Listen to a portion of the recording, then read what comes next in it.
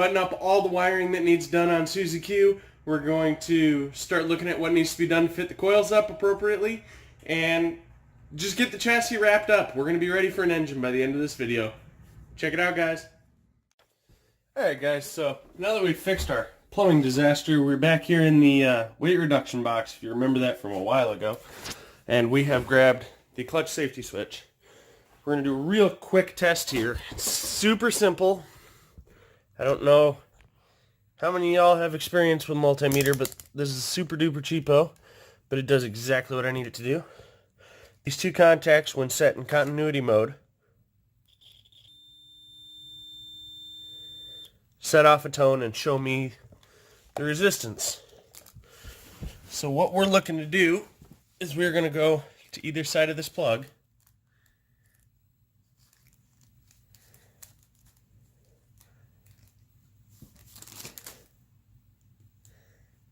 and it's open,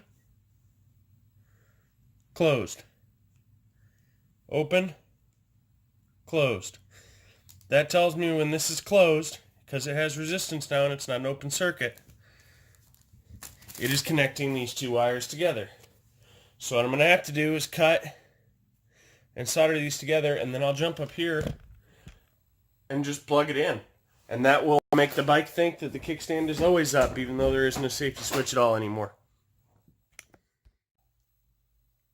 This is the clutch safety switch. It was previously done up at the control really hobjobby, so I went back to the base of the harness where it plugs in, bridged them together, silicone, and then heat shrink them so they are waterproof. And now I can take the sleeve, let's set you up here. No, you're crooked, whatever. The sleeve, before I solder the remainder of the connections, lay this back down into its place in the harness, and it disappears. That's like it never existed. The rest of these need to be spliced in, and we're in business.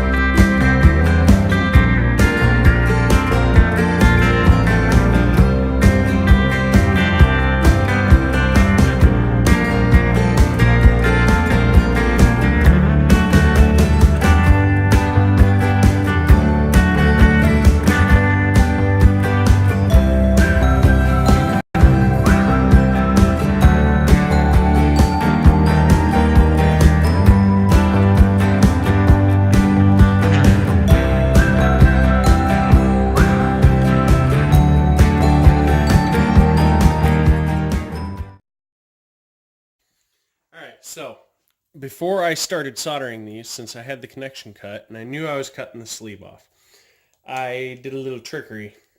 Some of those larger heat shrinks are up here, because we're going to take them and slide them down. First of all, we need to verify where this is going to end, because I don't know if we can heat shrink this down to where it needs to be.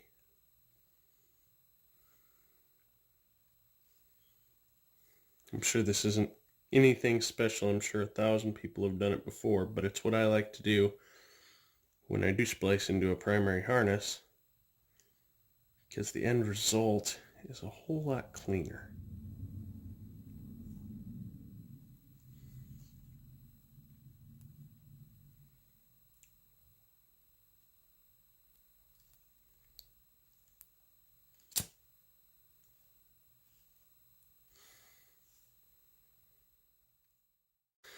But as you can see, much cleaner look to it, given it a slightly different color, and you can see it's been spliced. But at a glance, looking by this thing, you're never going to know that this harness was chopped by 10 inches. 10 inches of harness cut out. That's 10 inches less winding up into a ball on the backside. So, coil connections.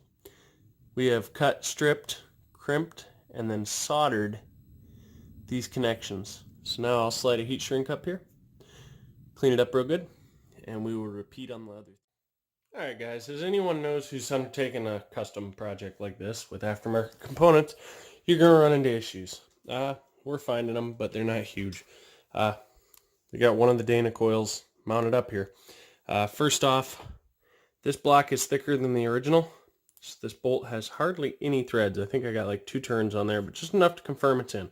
So the spacer's the same, but the bolt's too short. So I'll have to pull this out and go get another bolt. It's about, what, 1/8 inch or so longer. Just enough that it, well, here, I can show you over here.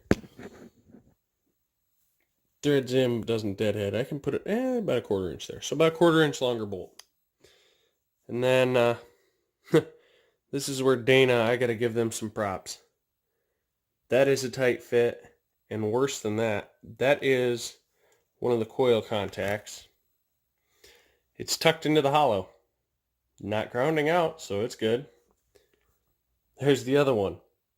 It barely is free of that bolt, but it is free, and these are low voltage.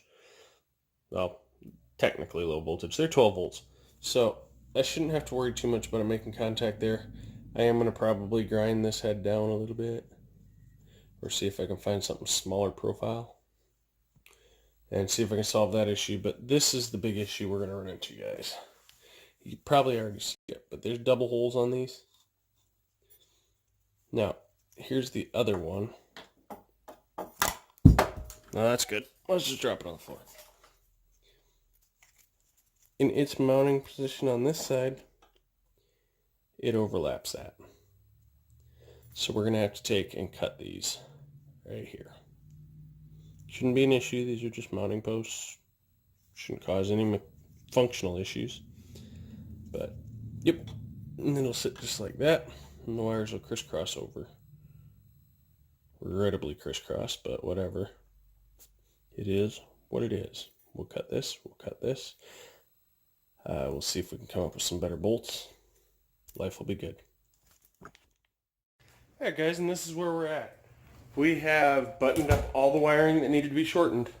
This main harness from this handlebar was shortened, say 10 inch. We went 10 inches on just about everything. And we've got a nice clean cluster up here. I know I have way more wires than are necessary to run this. I've still got turn signal circuits, high beam, low beam. I only need one. The horn button is still wired up, but it's wired up for a reason, because now I have a constant power and a remote ground right here that at a later date can go to a bracket with a solenoid. That's where we're at. We got the connectors on for the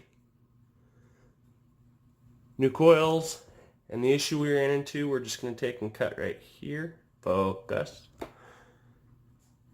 on each one, and they butt up to each other and fit up. Yee.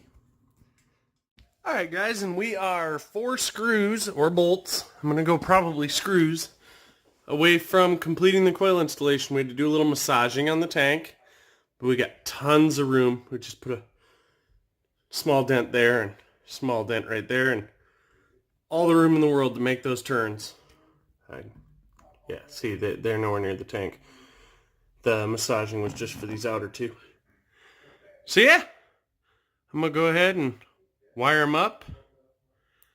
And I got to figure out screws. Well guys, thanks for watching. I hope you enjoyed the video and all the content to date.